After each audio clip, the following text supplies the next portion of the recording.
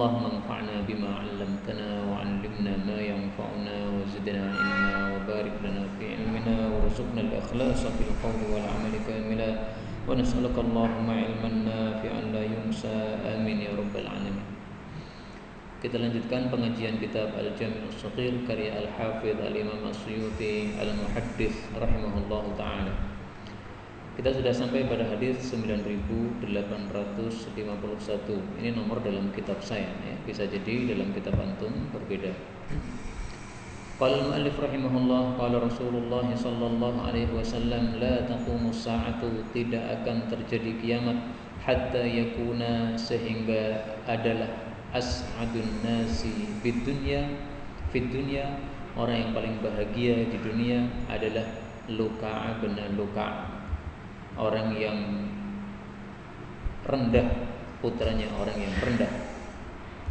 Maksud hadis ini adalah termasuk tanda dekatnya kiamat adalah yang memimpin dunia, yang memimpin negara, yang menguasai dunia itu adalah orang-orang rendah yang tidak memiliki asal yang baik atau tidak memiliki nenek moyang yang baik, orang yang tidak terkenal, yang tidak memiliki akhlak yang baik, tapi kemudian menjadi penguasa.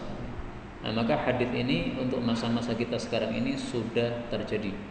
Karena sekarang pemerintah, presiden dan sebagainya itu penentuannya tidak berdasarkan keilmuan, tidak berdasarkan siapa nenek moyangnya, kemudian mereka punya jasa apa dan sebagainya, tapi bisa dibeli dan bisa diperjualbelikan masalah ini. Maka ini termasuk salah satu tanda kiamat yang sudah terjadi. 852. La taqumus sa'ah, tidak akan terjadi kiamat hatta yamurrar rajul, sehingga seseorang itu melewati bi qabri rajul, terhadap kuburannya orang yang lain. Fayaqul, lalu dia mengatakan, ya laitani, wahai alangkah inginnya saya, makanahu, di tempatnya dia. Maksudnya ada orang yang ingin mati menggantikan posisinya orang yang sudah ada di kuburan. Nah, ini maksudnya adalah karena saking dahsyatnya fitnah-fitnah yang terjadi pada masa tersebut menjelang hari kiamat. Jadi kondisi sangat carut marut, amburadul, sehingga orang itu karena melihat betapa dahsyatnya fitnah yang dihadapi dalam kehidupan itu, sehingga mereka pilih mati saja. Meskipun kalau tahu hakikat mati pasti juga tidak akan mau ya, karena hakikat mati sakaratul maut itu sesuatu yang berat. Kemudian nanti ketemu dengan malaikat mungkar nakir juga sesuatu yang dahsyat. Tapi ini karena dia hanya melihatnya kondisi dunia pada waktu itu, carut marut yang sudah tidak bisa dihadapi lagi fitnahnya. Di sini disebutkan ar-rajul, laki-laki, ini tidak khusus laki-laki, tapi ya siapapun, wanita pun juga bisa ya. Adapun disebutkan laki-laki karena memang rata-rata yang menghadapi masalah lebih banyaknya para laki-laki, karena para perempuan biasanya di rumah. 853. La taqumus sa'ah, tidak akan terjadi kiamat hatta, sehingga la yuhajja, tidak dilakukan haji, tidak dituju al-bait, Baitullah, Ka'bah. Hadis ini menunjukkan salah satu pertanda dekatnya kiamat adalah haji tidak dilakukan ke Baitullah. Maka ini sekarang bulan Syawal ya. Syawal, Dzulqa'dah, Dzulhijjah. Ini adalah bulan-bulan haji. Kalau gara-gara corona ini kemudian betul-betul Ka'bah itu ditutup, tidak ada yang haji, maka berarti hadis ini sudah berlaku. La yuhajjal bait, Ka'bah tidak dilakukan haji padanya. Nah, maka kalau betul-betul itu terjadi, berarti ini sudah semakin mendekat hari kiamat. Dan teman-teman kita yang ada di Saudi, mereka memberikan informasi yang sangat valid karena di video dan sebagainya, bahwasanya di beberapa tempat di Saudi itu ada tempat-tempat yang dulunya adalah tandus, kering kerontang, hanya ada pasir dan tanah, tapi kemudian sudah bermunculan rumput-rumput dan pepohonan, di mana bertahun-tahun mereka sudah bertahun-tahun di sana selama kuliah, tidak pernah terjadi itu kecuali tahun-tahun ini saja. Nah, itu juga salah satu tanda kiamat sebagaimana yang disebutkan dalam hadis yang sangat terkenal. Kata kuncinya adalah murujan wa anhara. La taqumu sa'ah hatta ta'uda ardul arabi murujan wa anhara. Tidak terjadi kiamat sampai kembali tanah Arab menjadi murujan wa anhara. Jadi menjadi perkebunan, menjadi banyak tanamannya dan menjadi banyak sungainya. Hadis diriwayatkan oleh Al-Imam Muslim. Nah, maka betul-betul tanda-tanda dekatnya kiamat itu sudah bermunculan pada masa kita sekarang ini, tahun 1441 Hijriah atau 2020 Miladiyah. Hadis ini tidak bertentangan dengan hadis yang lain, di mana Rasul sallallahu alaihi wasallam bersabda, la yuhajjanna hadzal bait wa la yu'tamaranna ba'da khuruji Ya'juj wa Ma'juj. Sungguh betul-betul masih ada haji lagi ke Baitullah, masih ada umrah lagi setelah keluarnya Ya'juj Ma'juj. Hadis riwayat Imam Bukhari. Tidak bertentangan. Kenapa? Karena Ya'juj Ma'juj sebagai pertanda dekatnya hari kiamat, tapi demikian juga pertanda dekatnya hari kiamat adalah terjadinya Ka'bah tidak ada haji, dan itu bisa saja terjadi sebelumnya, ya. Sebagaimana bisa terjadi setelahnya. Maka ini tidak saling bertentangan karena dua-duanya adalah tanda dari dekatnya hari kiamat. 9854. La taqumus sa'ah, tidak terjadi kiamat hatta yurfa', sehingga diangkat ar-ruknu, rukun. Yang dimaksud rukun adalah Hajar Aswad, wal Quran, dan Al-Quran. Hadis ini derajatnya dhaif. Maksud hadis ini adalah bahwasanya termasuk tanda hari kiamat bahwasanya Ka'bah itu sudah dihancurkan. Bagaimana bentuk kehancurannya? Al-Hajar atau Ar-Rukun itu sudah diangkat. Berarti sudah tidak ada lagi di atas muka bumi, ya. Demikian juga Al-Quran sudah diangkat. Semua orang sudah tidak ada yang hafal Quran lagi. Nah, kalau sekarang berarti masih jauh hari kiamat, karena masih banyak yang hafal Quran. Nah, nanti suatu masa akan ada masa di mana orang-orang sudah tidak ada lagi yang hafal Quran. Orang hanya bisa mengucapkan la ilaha illallah saja. Kok bisa mengucapkan la ilaha illallah? Karena nenek moyangnya mengatakan la ilaha illallah. Tapi membaca Al-Fatihah sudah enggak bisa. Quran sudah diangkat oleh Allah Subhanahu wa taala. Al-Hakim At-Tirmidzi mengatakan bahwasanya di bumi ini ada 4 bekas-bekasnya Allah Subhanahu wa taala. Pertama adalah Ka'bah, itu rumahnya Allah. Yang kedua adalah penguasa, khalifah, Amirul Mukminin. Dia adalah bayangannya Allah. Kemudian berikutnya lagi adalah Al-Quran. Itu adalah kalam Allah Subhanahu wa taala. Nah, tambah satu lagi adalah wali. Waliullah itu adalah khalifahnya Allah Subhanahu wa taala. Nah, 4 bekasnya Allah ini nanti kalau sudah menjelang hari kiamat semuanya akan lenyap. Quran akan dicabut, Ka'bah akan dihancurkan, kemudian wali-wali Allah semuanya sudah mati semuanya, kemudian khalifah atau Amirul Mukminin sudah hilang, sudah tidak ada lagi Amirul Mukminin, sudah tidak ada lagi Al-Imam Mahdi, sudah tidak ada lagi Nabi Isa, tidak ada pemimpin umat Islam, maka akan terjadi hari kiamat nanti. Hadis 855, la taqumus sa'ah, tidak akan terjadi kiamat hatta yakhruja, sampai keluar sab'una kadzaban, 70 pendusta, 70 dajjal. Hadis ini didhaifkan oleh Al-Albani. Adapun yang sahih diriwayatkan oleh Imam Muslim dengan lafal qaribun min 30. Tidak akan tegak hari kiamat sampai datang para dajjal yang jumlahnya sekitar 30. Jadi yang sahih itu lafalnya bukan 70 ya, tetapi apa? 30. Nah, semuanya itu pendusta. Apa maksudnya pendusta? Kulluhum yaz'umu annahu Rasulullah. Masing-masing dari 30 dajjal ini mengaku sebagai utusan Allah Subhanahu wa taala. Contohnya siapa? Al-Aswadul Ansi, Musailamah Al-Kadzdzab, Al-Mukhtar Ibnu Ubaid. Ini adalah tokoh-tokoh atau pentolan-pentolan nabi palsu yang ada di masa lalu yang sudah mati, yang itu termasuk dari 30 dari para nabi palsu ini. Mungkin ada yang bertanya, bukankah nabi palsu kalau kita hitung dari dulu sampai sekarang lebih dari 30? Karena Musaddiq itu juga nabi palsu, mengaku dapat wahyu. Kemudian Lea Edan juga nabi palsu, mengaku dapat wahyu. Nah, maka jawabnya adalah yang dimaksud 30 ini adalah nabi-nabi palsu yang punya kekuasaan yang besar, ya, punya pengaruh yang besar. Adapun kalau teri-teri tadi dihitung, yaitu lebih banyak dari 100 mungkin. Ya. Bahkan di Indonesia sudah berapa, hitung aja. Ya. Nah, maka yang dimaksud di sini adalah orang-orang Dajjal yang mereka punya kekuasaan yang besar. Nah, Dajjal penutupnya adalah Dajjal yang biasa kita kenal itu. Al-Masih Dajjal itu penutup dari 30 Dajjal-Dajjal ini. 856. La taqumus sa'ah, tidak terjadi kiamat hatta yakuna zuhdu, sehingga zuhud itu menjadi riwayat saja, cerita saja. Jadi enggak ada praktiknya.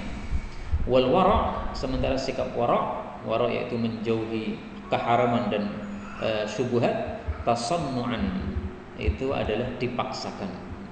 Hadis ini derajatnya dhaif.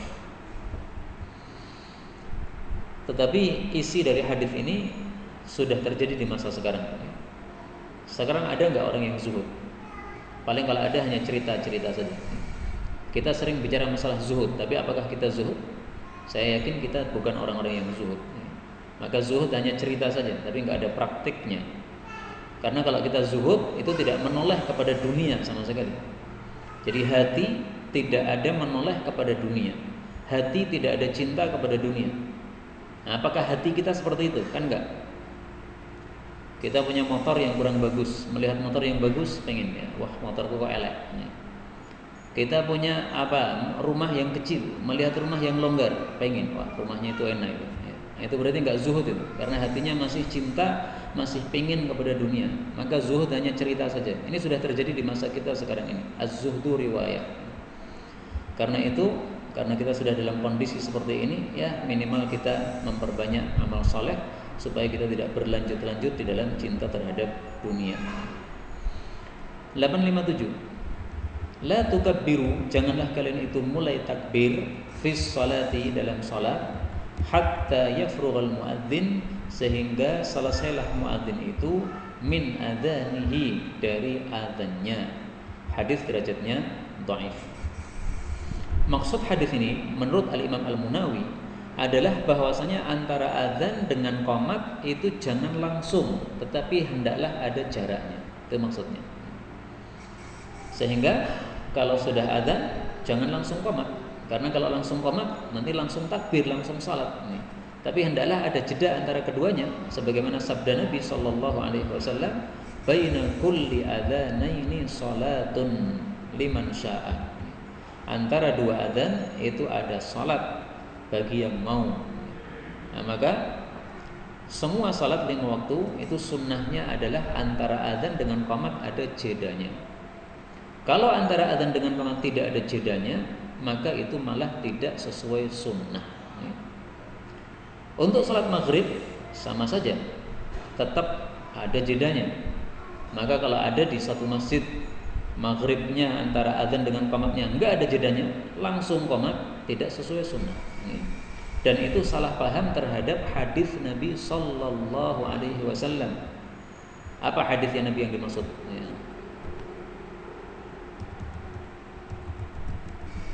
Yaitu hadis ini. Walam yakun bainal adzani wal iqamati syai'un. Tidak ada antara adzan maghrib dengan qomatnya sedikit pun, enggak ada jeda sedikit pun. Itu hadis riwayat Imam Bukhari. Nah, itu salah paham terhadap hadis ini. Kenapa? Kita baca kalimat sebelumnya, ya. Bahwasanya para sahabat Nabi sallallahu alaihi wasallam yabtadiruna sawari, mereka bersegera menuju ke tiang-tiang masjid sampai Nabi sallallahu alaihi wasallam keluar, wa hum kadzalika yusalluna ar-rak'ataini qabla al-maghrib. Para sahabat mereka melakukan salat 2 rakaat sebelum maghrib. Jadi masih ada jeda sehingga para sahabat masih sempat sholat 2 rakaat sebelum maghrib. Adapun kalimat ini tidak ada antara adzan dan qomat sedikit pun, itu maksudnya tidak panjang antara adzan dan qomat maghrib. Karena itu yang sesuai sunnah untuk khusus sholat maghrib, ini jeda antara adzan dengan qomat jangan terlalu lama. Gampangannya gini, untuk maghrib maka adzan sama qomatnya jaraknya 5 menit aja. Untuk yang lain-lainnya bolehlah 10 menit, 15 menit. Nah, untuk subuh lebih bagus lagi kalau kasih jeda 20 sampai 30 menit karena adanya perbedaan pendapat antara ahli falak dalam penentuan waktu salat subuh. Nih, ada yang mengatakan terlalu cepat 20 menit. Tapi itu untuk menerapkan sunnah Nabi SAW mempercepat qamat salat maghrib. Mungkin sebagian orang mengatakan, bukankah dalam Musnad Bazzar diriwayatkan bahwasanya baina kulli adzanaini salatun illal maghrib, antara adzan dan qamat ada salat sunnah kecuali salat maghrib, enggak ada salat sunnahnya. Nah, maka jawabnya adalah kata-kata illal maghrib itu adalah ziyadatun dhaifah. Itu tambahan yang dhaif dalam Musnad Bazzar, tidak bisa dijadikan sebagai hujjah ya. Maka jangan memakai riwayat Bazzar tadi. Yang benar adalah riwayat Bukhari Muslim yang tidak memperkecualikan maghrib dari sholat sunnah antara adzan dan qomat ini. Tapi ini makna hadis ini berdasarkan apa yang dijelaskan oleh Al-Imam Al-Munawi yang saya pahami. Tapi kemudian saya memahami hadis ini dengan pemahaman yang lain ya, karena kalimatnya memang bisa dipahami begitu, yaitu apa? La tukabbiru fis sholati hatta yafrughal muadzin min adzani. Jangan mulai salat kalau muadzinnya belum selesai adzan. Artinya kalau kita masuk masjid, muadzin lagi adzan, kita dengerin dulu ya. Jangan langsung salat sunnah. Nah, itu bisa dipahami hadis itu seperti itu. Cuman saya belum mengetahui ulama yang menjelaskannya seperti itu. Tapi memang kalimatnya bisa dipahami seperti itu. Tapi karena hadisnya ini dhaif, tidak bisa dijadikan sebagai hujjah.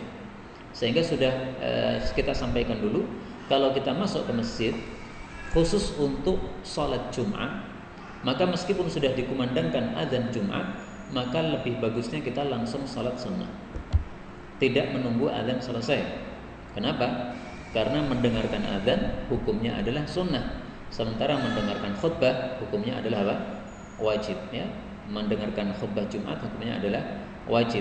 Maka dahulukan yang wajib daripada yang sunnah. Ini khusus untuk apa? Adzan Jumat.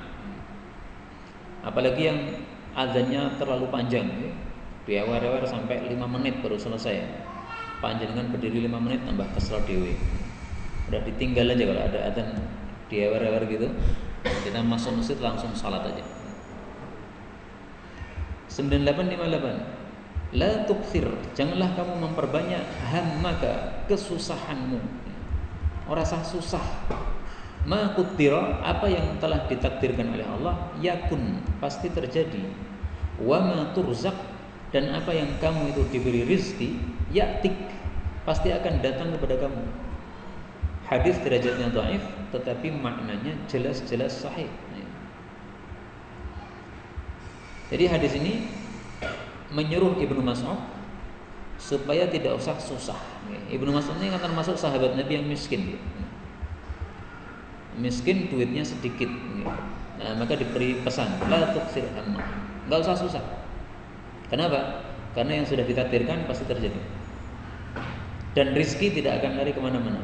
Pasti akan datang juga rizki kalau memang sudah ditentukan oleh Allah Subhanahu wa ta'ala. Karena itu Al-Hasan Al-Basri mengatakan, saya tidak pernah susah mikirkan rezeki. Kenapa? Karena saya yakin bahwasanya ini kalau sudah ditetapkan oleh Allah sebagai rezeki saya, tidak akan lari kemana-mana. Jadi misalnya Pak, habis Jumatan ada pembagian nasi misalnya. Nah kita biasa sholat sunnah habis Jumatan. Kalau kita yakin bahwasanya kita dapat bagian, maka kita sholat sunnah atau enggak sholat sunnah pasti tetap dapat bagian juga. Tetapi kalau tidak dapat bagian, meskipun kita sudah tidak sholat sunnah, kita langsung segera antri dapat nasinya. Tapi kalau ternyata tidak dapat rezekinya, enggak akan dapat. Mungkin sudah antri tapi ternyata habis, sehingga enggak dapat. Nah, itu karena memang sudah tidak ditakdirkan oleh Allah Subhanahu wa taala. Nah, maka perkataan Hasan Al-Basri ini perlu kita terapkan dalam segala hal. Yakin bahwasanya kalau ini sudah jadi rezeki, pasti tidak akan lari kemana-mana, pasti akan datang kepada kita. Untuk bisa seperti ini, kuncinya satu, ya, iman kepada takdir harus kuat. Kalau tidak punya iman kepada takdir, pasti kita akan susah mikirkan masalah rezeki. Imam Ghazali berkomentar yang sangat bagus untuk hadis ini. Beliau mengatakan hadis ini adalah satu hadis yang jami' baligh, yaitu kalimatnya ringkas, singkat, tapi sangat padat. Dan beliau berpesan, utrukit tadbir fi umurika kulliha ila man yudabbiru sama' wal ard. Tidak usahlah kamu urusi perkara-perkara kamu, maksudnya mumet memikirkan urusan-urusan kamu, tapi serahkanlah kepada yang mengatur langit dan bumi, yaitu Allah Subhanahu wa taala. Masing-masing kita kan punya urusan, ya. Ada yang mungkin sudah lama menikah, tidak punya anak, mandul misalnya, pusing memikirkan masalah ini. Enggak usah dipusingkan, sampaikan kepada Allah. Ini terserah Allah Subhanahu wa taala. Kalau kita sudah serahkan kepada Allah, hati kita jadi longgar, jadi enak. Ada dulu yang cerita ke saya, ngelamar akhwat sampai 8 itu ditolak terus, Pak. Sampai 8 ditolak. Ini kalau tidak punya yakin terhadap takdir, pasti mumet pasti. Ngelamar sampai 8 ditolak kabeh. Apa aku kijane elek. Tapi kalau udah yakin kepada takdir, enggak perlu pusing, mau 100 ditolak pun pokoknya kalau sudah yakin ini nanti jatah saya dapat juga. Atau saya tanya, akhirnya gimana? Akhirnya gampang sekali. Diperkenalkan oleh ibunya, langsung mau, nggak lama-lama. Itu karena sudah jodohnya seperti itu. 859. La tukrihu, janganlah kalian itu la takrahu, janganlah kalian itu membenci al-banat, anak-anak wanita. Fa innahunna, karena sesungguhnya para anak-anak wanita adalah al-mu'nisat, wanita-wanita yang membikin anis itu apa? Menghibur. Jadi menemani kita, menghibur kita. Al-ghaliyat, orang-orang yang mahal. Hadis ini diriwayatkan oleh Ahmad, derajatnya dhaif. Ini berkaitan dengan kondisi jahiliyah. Mereka sangat benci kalau memiliki anak perempuan, karena anak perempuan dianggap hanya menghabiskan rezeki saja, menghabiskan nasi, tidak bisa menguatkan kabilah, karena mereka orang-orang Arab biasanya perang. Maka mereka benci terhadap anak-anak wanita. Amr bin As pernah berkata kepada Muawiyah radhiyallahu anhuma. Pada waktu itu Muawiyah sedang menggendong seorang bayi perempuan. Maka Amr bin As mengatakan, inbidha, lepaskan anak bayi perempuan ini, karena para wanita itu hanya melahirkan musuh-musuh, dan mereka itu mendekatkan orang-orang yang semestinya jauh. Maka Muawiyah menjawab, jangan kamu lakukan seperti itu. Maka para wanita ini adalah orang-orang yang pintar dalam nadabal mauta, orang yang pintar dalam meratapi. Nadab itu apa? Ya intinya dalam masalah ada orang mati, dia bisa bisa menghibur. Kemudian kalau ada orang yang sakit, dia bisa merawatnya. Kemudian kalau ada orang yang susah, mereka bisa menghiburnya. Jadi wanita ini banyak fadilahnya. Mereka bisa melakukan perkara-perkara yang tidak bisa dilakukan oleh para laki-laki. Ini menunjukkan bahwa Muawiyah radhiyallahu anhu seorang sahabat Nabi SAW yang sangat halim, sangat aris, sehingga paham bagaimana dia harus berbuat kepada para wanita. Hadis 860.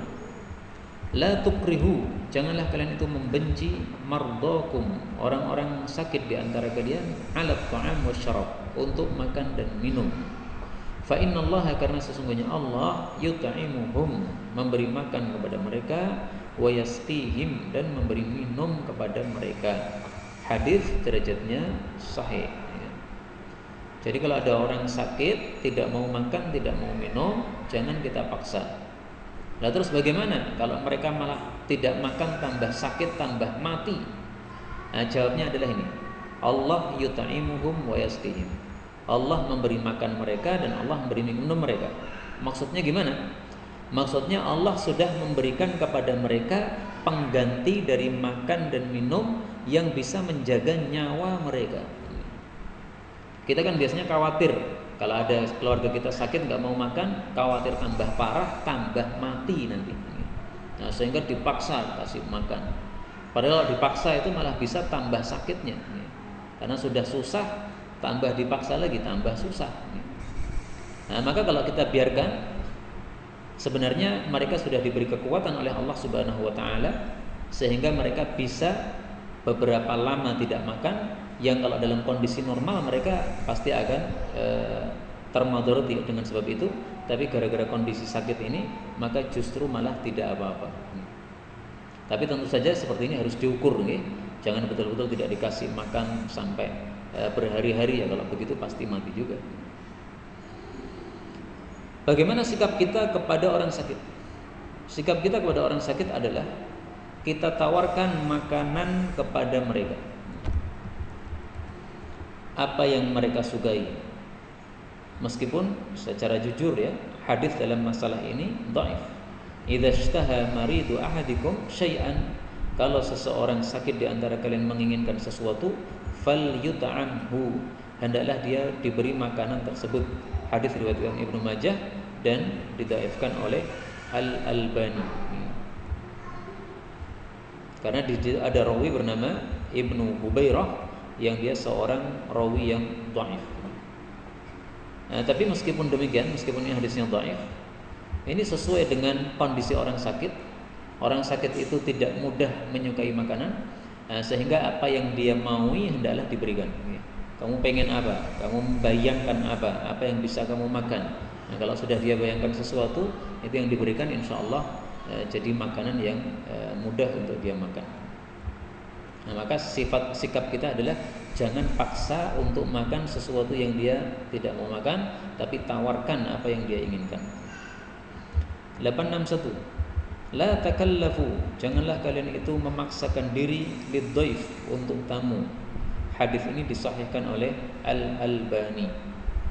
Maksud hadis ini adalah kalau ada tamu, maka janganlah memaksakan diri untuk memberikan jamuan yang mewah kepadanya. Tetapi hendaklah kita berikan apa yang bisa kita berikan. Jadi enggak perlu utang untuk memberikan jamuan kepada tamu. Apa yang kita punya kasih aja. Meskipun di rumah hanya ada 1 gelas air putih, enggak apa-apa diberikan 1 gelas air putih tadi. Karena Rasulullah Shallallahu Alaihi Wasallam bersabda, la khaira fi man la yudhif. Tidak ada baiknya orang yang tidak memberikan jamuan kepada tamu. Hadis diriwayatkan oleh Al-Imam Ahmad. Nah, sehingga meskipun hanya air putih, enggak ada masalah. Memang bisanya itu. 862. La takunu, kamu tidak akan menjadi zahidan, orang yang zuhud, hatta takuna, sehingga kamu menjadi mutawadhi'an, orang yang tawadhu. Tawadhu itu kebalikan dari sombong. Maka kalau sombong itu meremehkan manusia, maka tawadhu itu berarti tidak meremehkan manusia. Hadis ini dhaif. 863. La tala'anu, janganlah kalian itu saling melaknat, bila'natillah, dengan laknatnya Allah. Wala bighadabih, jangan pula dengan murkanya Allah. Wala binar, jangan pula dengan api neraka. Hadis disahihkan oleh Al-Albani. Hadis ini menunjukkan bahwasanya kita tidak boleh saling mendoakan laknat, ya. Semoga Allah melaknatmu, semoga kamu dimurkai Allah, semoga kamu masuk neraka. Nah, itu tidak pas bagi orang beriman. Orang beriman kalau doa yang baik-baik, apalagi kepada anak kita. Anak kita membuat kita marah. Nah, itu kalau orang-orang Arab biasanya mereka cuma mendoakan Allahu yahdik, mudah-mudahan Allah kasih hidayah kamu. Itu marahnya orang Arab yang paham agama begitu. Marahnya cuma mendoakan Allahu yahdik. Jangan sampai keluar kata-kata yang kotor atau kata-kata doa jelek kepada anak kita, menyebabkan itu terkabulkan. Karena malaikat itu kalau mendengar ucapan manusia diamini oleh para malaikat. Orang-orang beriman itu punya sifat sebagaimana disebutkan dalam Al-Quran, ruhama bainahum. saling rahmat antar sesama muslim. Karena itu tidak pantas orang beriman mendoakan laknat kepada sesama muslim, karena laknat itu menjauhkan dari rahmat. Nah, maka bandingkan hadis ini dengan sikap sebagian pemuda-pemuda yang semangat, yang mereka suka mendoakan laknat kepada para ahli bid'ah, tokoh-tokoh bid'ah. Misalnya nyebut nama siapa, Khomeini, la'anahullah. Nama siapa lagi tokoh-tokoh bid'ah yang besar-besar itu. Enggak perlu kita sebut la'anahullah gitu. Khomeini udah mati, ya. Dia sudah jelas pentolan sesat. Kemudian orang-orang yang sesat itu sudah jelas ada ancaman neraka, sehingga tidak perlu lagi kita mendoakan kepada mereka la'anahullah. Ini tidak ada efeknya kepada orang tersebut, karena dia pasti akan dibalas oleh Allah setimpal dengan amalannya. Tapi itu efeknya malah kepada kita. Kalau kita mudah-mudah mendoakan laknat, nanti akan jadi biasa mendoakan laknat. Akhirnya anak kita kena, kemudian istri kita kena. Laknat itu akan muncul daripada mulut kita terhadap istri kita, terhadap anak kita, karena sudah terlanjur terbiasa mendoakan laknat. Nah, maka hendaklah dijaga mulut dari doa-doa yang jelek. 84. La talumuna, janganlah kalian itu mencela kami ala hubbi Zaidin, terhadap kecintaan kepada Zaid, yaitu Zaid bin Harithah. Hadis ini didhaifkan oleh Al-Albani. Zaid bin Harithah ini adalah bekas budak Nabi sallallahu alaihi wasallam. Zaid bin Harithah didatangi oleh bapaknya dan pamannya. Kemudian bapaknya dan pamannya ingin menebus Zaid supaya dia merdeka. Tetapi Zaid mengatakan, saya tidak mau kembali ke rumah, saya pilih tetap bersama Nabi Muhammad sallallahu alaihi wasallam. Maka bapaknya dan pamannya marah, ya. Celaka kamu lebih suka jadi budak daripada kamu jadi orang merdeka. Kamu lebih suka bersama Muhammad daripada bersama bapakmu dan keluargamu. Nah, maka Zaid bin Harithah mengatakan, saya melihat dari orang ini, yaitu Nabi Muhammad SAW, sesuatu sifat yang menyebabkan saya tidak mau lepas dari beliau. Nah, maka akhirnya Zaid bin Harithah ini jadi anak angkat Nabi Muhammad SAW. Sampai turun ayat ud'uhum li'abaihim.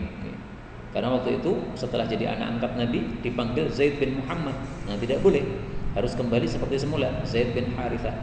Nah, karena Zaid ini mencintai Nabi, maka Nabi pun juga cinta kepada Zaid. Nah, maka di sini dikatakan, janganlah kalian mencela kami kalau kami mencintai Zaid, ya, karena Zaid juga mencintai kami. Saling cinta Nabi dengan Zaid bin Harithah. 865. La tumari, janganlah kamu bertengkar akhaka dengan saudaramu. Wala tumazihhu, dan jangan kamu bergurau dengannya. Wala ta'idhu, dan janganlah kamu berjanji kepadanya mau'idan, dengan satu perjanjian, fatukhlifahu, lalu kamu menyelisihinya. Hadis didhaifkan oleh As-Suyuti dan Al-Albani.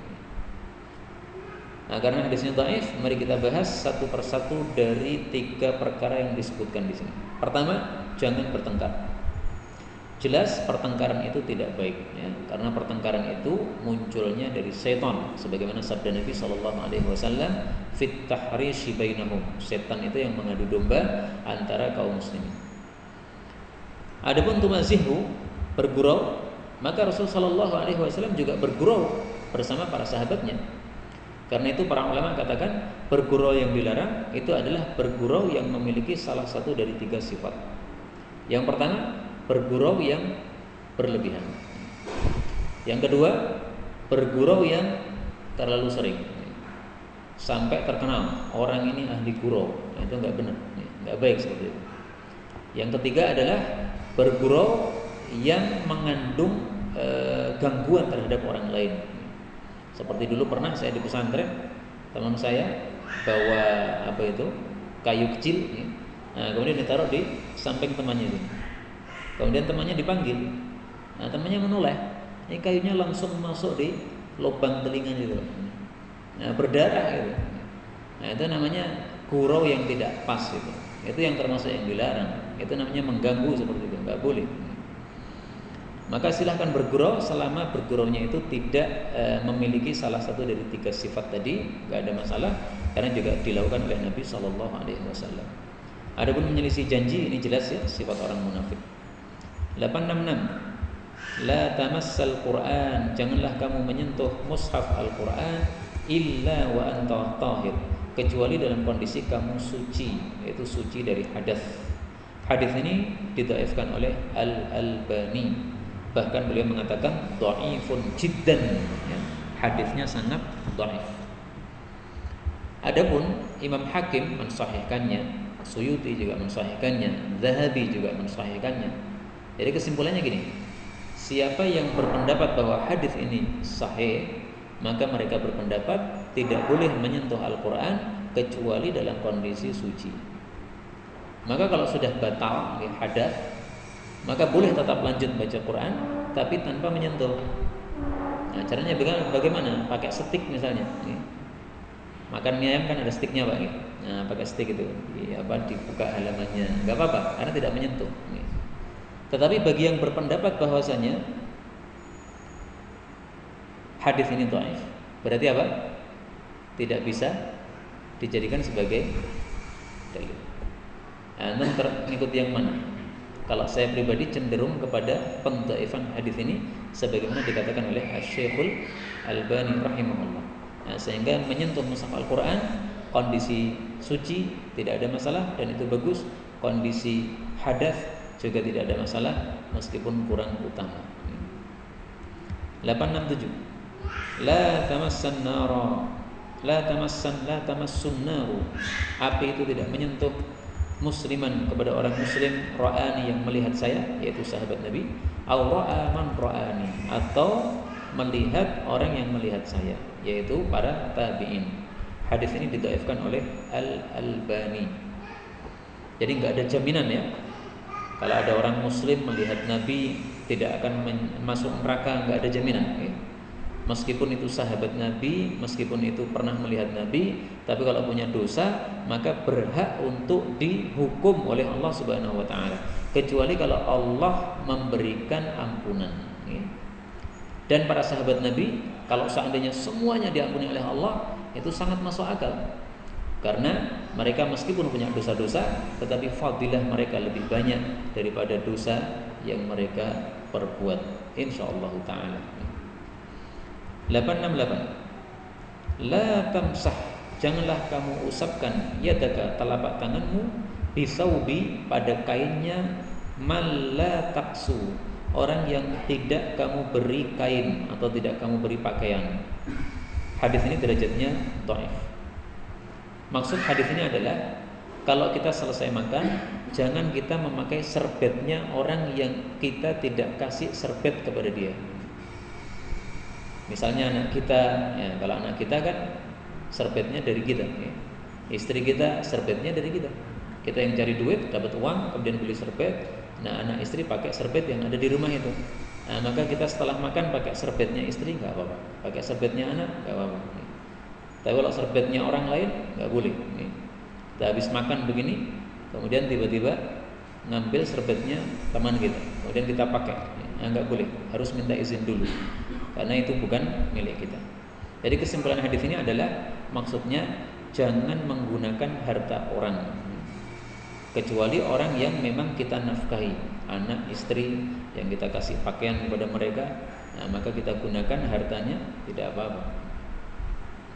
869. La tamna'u, janganlah kalian itu mencegah ima Allah, hamba-hamba perempuan Allah, masajid Allah, dari masjid-masjidnya Allah. Hadis ini menunjukkan wanita yang datang ke masjid tidak boleh dilarang.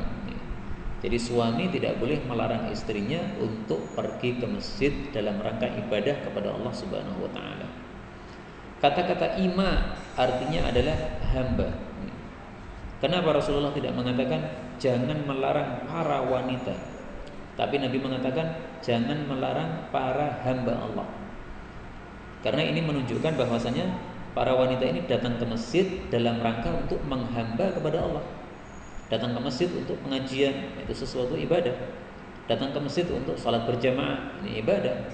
Jadi datang ke masjid untuk ibadah jangan dilarang. Tapi kalau datang ke masjid dalam rangka selain itu, ya untuk ikhtilat, untuk ngobrol-ngobrol sama kaum laki-laki, ya tentu saja tidak termasuk dalam hadis ini. Maka yang dimaksud dalam hadis ini adalah jangan mencegah para wanita untuk ke masjid kalau mau ibadah kepada Allah Subhanahu wa taala. Tapi tentu saja ada syaratnya ya. Para ulama mengatakan syaratnya wanita tidak pakai parfum. Kalau dia pakai parfum boleh dilarang. Tidak berhias, kalau berhias boleh dilarang. Tidak pakai gelang kaki yang kalau dia berjalan berbunyi. Tidak pakai thiyabun fakhirah, baju-baju yang mewah. Tidak ada ikhtilat dengan para laki-laki. Ini semuanya disebutkan oleh para ulama. Ini yang perlu digarisbawahi ini, thiyabun fakhirah. Tidak pakai baju-baju mewah, kata ulama ya. Kalau mereka pakai baju-baju mewah menampakkan kemewahannya, maka boleh dilarang untuk ke masjid. Nah, bandingkan penjelasan ulama ini dengan kondisi zaman sekarang di mana banyak para wanita mereka memakai rukuh-rukuh motifnya sangat indah-indah. Motifnya dari atas sampai bawah semuanya Pak, penuh dengan motif. Ini termasuk thiyab fakhirah seperti ini, ya, baju-baju yang mewah, yang wah, yang orang melihatnya akan mengundang perhatian mereka. 870. La tunza'ur rahmah, rahmat tidak dicabut illa min syaqiyyin, kecuali dari orang yang celaka. Artinya kalau seseorang itu dalam hatinya tidak ada rasa rahmat, kasih sayang kepada orang lain, maka berarti tanda bahwa dia akan menjadi celaka. Celaka itu maksudnya masuk neraka. Karena itu kalau kita melihat dalam hati kita ada perasaan rahmat kepada orang lain, bergembiralah. Kita melihat misalnya ada seseorang nuntun sepeda motornya dalam kondisi hujan, sementara tidak ada tukang tambal ban. Dalam hati kita ada perasaan rahmat, tapi mau bantu juga nggak bisa, kita bukan tukang tambal ban. Ada seorang wanita menuntun motornya, sementara kita sebagai laki-laki melihat merasa kasihan, tapi mau bantu juga nggak bisa karena dia perempuan, mau dibantu apanya ya. Maka kalau sudah muncul ada perasaan rahmat, ini sudah sesuatu tanda yang bagus bahwasanya ini ada pertanda orang yang baik, orang yang sa'id, orang yang bahagia, bukan orang yang celaka. Maka pertanda orang celaka itu kalau sudah tidak ada rahmat sama sekali pada hatinya. Sehingga wajar kalau ada orang-orang yang suka menyiksa manusia di penjara-penjara itu berarti tanda dia orang-orang yang akan masuk neraka. Para ulama mengatakan bahwasanya rahmat itu diletakkan oleh Allah pada seluruh hewan. Semua binatang itu punya sifat rahmat ini. Hikmahnya apa? Supaya orang makhluk-makhluk yang kuat itu mereka bisa mengurusi makhluk-makhluk yang lemah. Adapun hasilnya maka binatang-binatang ini jadi terjaga. Coba seandainya binatang-binatang itu tidak punya rahmat, pasti ibunya makan anaknya, lapar makan anaknya. Tikus makan anaknya, anak tikus. Karena daging tikus kan lezat Pak bagi tikus. Tapi Allah ciptakan pada hatinya tikus ibu tikus ini perasaan rahmat kepada anaknya, sehingga melihat anaknya enggak dimakan. Padahal itu bukan anaknya, bukan sejenis tikus, mungkin sudah dimakan itu. Nah, inilah rahmat yang diciptakan oleh Allah pada seluruh binatang yang menyebabkan mereka jadi terjaga, tidak punah dari alam semesta ini. 871. La tusil, janganlah engkau menyambung salatan, satu salat bisalatin dengan salat yang lain. Maksudnya salat fardu dengan salat sunnah. Hatta tatakallam, sampai kamu bicara, au takhruj, atau kamu keluar. Hadis ini berlakunya untuk salat wajib dengan salat sunnah. Adapun salat wajib disambung dengan salat wajib tanpa dijeda dengan bicara atau keluar, enggak apa-apa. Misalnya antara maghrib dengan isya dijamak karena hujan, tidak dijeda dengan bicara, tidak dijeda dengan keluar, nggak apa-apa, karena itu maghrib dengan isya wajib dengan wajib. Tapi kalau wajib dengan sunnah ini harus dipisah dengan salah satu dari 4. Yang pertama adalah tatakallam, bicara. Ini boleh bicara kepada Allah, mengucapkan subhanallah, alhamdulillah. boleh bicara kepada manusia, ya mengucapkan kepada sebelah kita assalamualaikum. Kemudian takhruj, keluar. Keluar ini bisa bergeser dari tempat kita sholat, maju atau mundur, atau bergeser ke kanan atau ke kiri, atau keluar dari tempat masjid kita, ya, keluar menuju ke rumah kita, kemudian salat sunnah di rumah.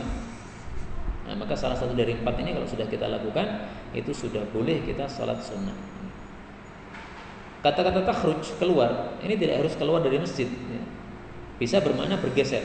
Jadi kita salat di sini, kita bergeser, ini udah keluar, ya, keluar dari area tempat di mana kita salat. Karena dalam hadis yang lain Rasulullah SAW bersabda, "Ayu'jizu ahadakum." Apakah seseorang tidak mampu ayataqaddam aw yata'akhkhar, untuk maju, untuk mundur, atau ke kanan atau ke kiri untuk salat sunnah. Nah, maka disunahkan untuk geser. Hadis ini diriwayatkan oleh Abu Dawud, sahih. Hadis berikutnya 872. La tuwallahu, tidak boleh dibikin bingung. Walidatun, seorang ibu, an waladiha, dari anaknya. Hadis ini didhaifkan oleh Al-Albani, tetapi kesimpulannya adalah hadis ini sahih maknanya, karena banyak hadis yang semisal. Hadis ini bicara tentang budak. Tidak boleh budak yang ibu dipisahkan dengan anaknya. Jadi kalau kita punya budak, ibu dan anak, maka kalau mau dijual itu harus dijual bareng, ibu dan anak. Tidak boleh dipisahkan. Kalau dipisahkan itu termasuk hadis ini, tuwallah, membikin bingung ibunya, ini susah gara-gara pisah dengan anaknya. Hukum ini berlaku selama anak tadi belum balik. Kalau anak itu sudah balik, maka dipisahkan dari ibunya nggak apa-apa. Jadi misalnya kita punya budak perempuan dan dia punya anak. Nah, maka kalau kita jual terpisah itu boleh kalau anaknya tadi sudah balik. Ini kesimpulan dari masalah ini berdasarkan hadis-hadis yang ada. Kalau kita kumpulkan kesimpulannya seperti itu. Adapun hadisnya tidak usah saya tampilkan di sini, ya, bisa dibaca dalam kitab Al-Minhaj tentang masalah dalam mazhab Syafi'i. 873. La tayasa, janganlah kalian itu putus asa minar rizki, dari rizki. Ma selama hazat, bergerak ru'usukuma, kepala kalian berdua. Maksudnya selama masih hidup, rizki itu pasti sudah dijamin oleh Allah. Fa innal insan, karena sesungguhnya manusia, talidu ummu, ibunya melahirkannya ahmar, dalam keadaan merah. La kisra alaih, tidak ada baju atas dia, telanjang. Thumma yarzuquhullah, kemudian Allah memberikan rizki kepadanya. Hadis ini didhaifkan oleh Al-Albani, tetapi maknanya jelas sahih, bahwasanya semua manusia sudah dijamin rezekinya oleh Allah Subhanahu wa taala. Al-Ghazali mengatakan bahwasanya bala yang terbesar bagi para makhluk itu adalah masalah rezeki. Mereka sangat pusing gara-gara memikirkan rezeki. Lelah jiwa mereka, hati mereka sibuk ngurusi rezeki terus. Susah berkelanjutan gara-gara memikirkan rezeki. Umurnya habis karena mengurus masalah rezeki, sehingga tidak sempat untuk berkhidmat kepada Allah Subhanahu wa taala, malah khidmatnya kepada dunia dan para makhluk. Nah, kondisi seperti ini karena sedikitnya tadabbur terhadap Al-Qur'an dan sabda-sabda Nabi SAW yang menunjukkan bahwasanya rizki manusia sudah dijamin oleh Allah Subhanahu wa taala. Karena itu kalau kita mentadabburi ayat-ayat Al-Qur'an, sangat banyak sekali bahwasanya rizki kita sudah dijamin oleh Allah, sehingga nggak perlu pusing lagi, ya. Ayat yang paling terkenal nih, surat Hud ayat 6. Wa ma min dabbatin fil ardi illa 'alallahi rizquha. Semua yang melata di bumi termasuk manusia sudah dijamin oleh Allah rizkinya. Nah, ini kalau kita jadikan pedoman, insyaallah kita hidupnya tenang. Udah, rezeki udah dijamin oleh Allah Subhanahu wa taala. Kita mau pusing sepusing-pusing apapun untuk mensukseskan bisnis kita supaya lancar, tapi kalau Allah bikin ini bukan rezekimu, enggak akan jalan. Tapi kalau Allah berkehendak ini rezekimu, meskipun kita tidak mikir apa-apa, itu akan dimudahkan oleh Allah Subhanahu wa taala. Ini bukan berarti kita tidak sungguh-sungguh bekerja, bukan ya. Tapi maksudnya nggak usah pusing. Ya. Sungguh-sungguh itu diperintahkan dalam Islam ini. Kita disuruh oleh Nabi kalau bekerja itu yang itqan, yang sungguh-sungguh. Tetapi hasilnya serahkan kepada Allah. Ya. Saya sudah sungguh-sungguh ini, tapi ternyata nggak laku-laku juga ini. Saya menjual satu lahan tanah tapi nggak laku-laku juga ini. Gimana ini? Nah, nggak usah dipikirkan. Yang penting sudah punya usaha, serahkan kepada Allah Subhanahu Wa Taala. Allah Subhanahu Wa Taala juga mengatakan, wa fis samai rizqukum, surat Az-Zariyat ayat 22. Wa fis sama, dan di langit rizqukum, rizki kalian. Jadi rizki kita bukan di bumi tapi di langit. Apa maksudnya ini? Maksudnya sudah ditetapkan oleh Allah di atas langit sana. Nah, sehingga kita tidak usah pusing memikirkan masalah rizki, karena sudah diatur oleh Allah dari atas langit sana. Hadis 874. La jalaba, tidak boleh ada jalab, wala janaba, dan tidak boleh ada janab. Jalab itu adalah amil zakat, datang ke suatu tempat, kemudian dia tidak mendatangi rumah per rumah, tetapi dia menyuruh para orang-orang kaya untuk datang ke tempatnya amil zakat, jadi untuk nyetor zakat mereka. Itu namanya jalab, dilarang oleh Nabi SAW. Yang namanya amil zakat itu tugasnya adalah memunguti zakat, maka datang rumah per rumah.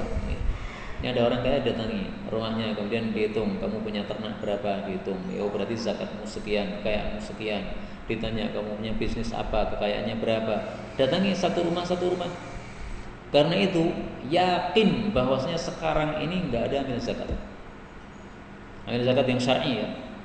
Karena amil zakat yang syar'i zaman dulu itu pertama ditugaskan oleh Khalifah Amirul Mukminin, yang kedua kerjanya benar-benar kerja, bukan duduk di kantor, bukan, tapi keliling dari rumah ke rumah, dihitung, kekayaannya berapa, zakatnya berapa, diambil, ditarik, kemudian dikumpulkan ke Baitul Mal, kemudian dibagi lagi kepada orang-orang miskin sampai selesai.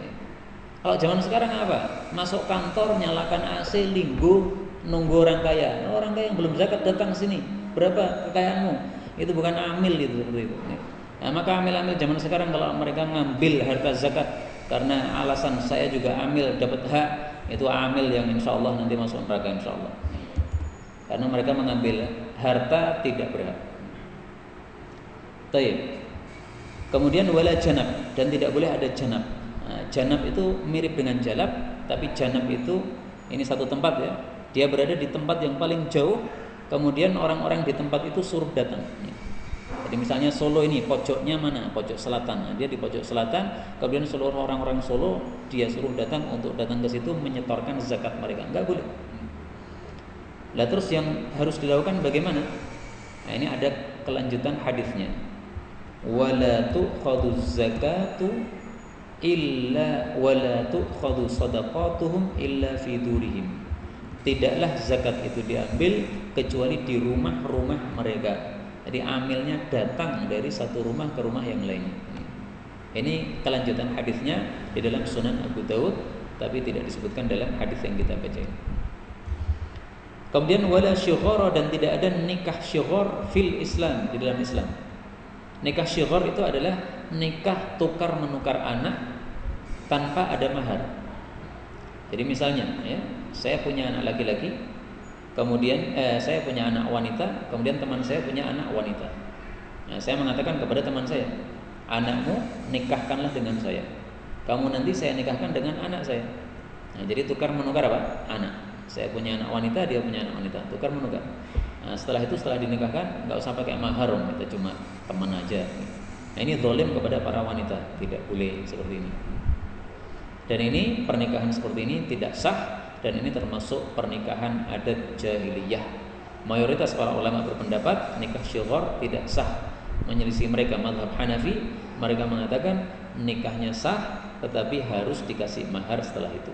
Yang benar adalah nikahnya tidak sah, karena Nabi SAW bersabda, la syighara, tidak ada syighar berarti tidak sah. Hadis terakhir pada pertemuan kali ini 875. La hubsa, atau la habsa, boleh dibaca dengan dhammah atau fathah ya. Tidak ada penahanan lagi ba'da suratin nisa, setelah surat An-Nisa. Hadis ini bisa kita paham kalau kita menilik pada surat An-Nisa ayat 19.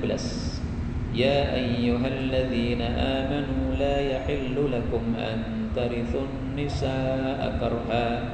Wahai orang-orang yang beriman, tidak halal bagi kalian untuk mewarisi para wanita secara paksa. Jadi gini, zaman dulu kalau ada seorang laki-laki mati, dan zaman dulu biasanya istrinya banyak. Nah, maka ketika laki-laki ini mati, ini istri-istrinya, mantan-mantan istrinya ini diwarisi oleh ahli warisnya. Jadi yang diwarisi tidak hanya harta, tapi istri-istrinya juga diwarisi. Jadi misalnya bapak saya istrinya 4, ibu saya kan 1 dari 4 tadi kan. Nah, maka bapak saya mati, 3 istrinya yang masih cantik-cantik, masih muda-muda, masih 20 tahunan, nah itu jadi hak saya sebagai anaknya. Orang oleh ning dindi kowe dadi nggonku. Nah itu zaman jahiliyah dulu. Nah oleh Allah kemudian dikatakan la yahil, tidak halal seperti itu. Yang boleh diwarisi hanya harta saja. Adapun wanita itu bukan termasuk harta, enggak boleh diwarisi. Nah, maka Rasulullah mengatakan setelah turun ayat tadi, la hubsa ba'da surat An-Nisa. Sudah tidak boleh menahan para wanita lagi setelah turunnya surat An-Nisa tersebut. Meskipun hadis ini derajatnya dhaif, tetapi maknanya sahih sesuai ayat tadi. Inilah yang dapat kita baca pada malam hari ini. Mudah-mudahan bermanfaat untuk agama kita dan mendapatkan ridha dari Allah Subhanahu wa taala. Amin ya rabbal alamin. Wallahu a'lam bishawab. Walhamdulillahirabbil alamin.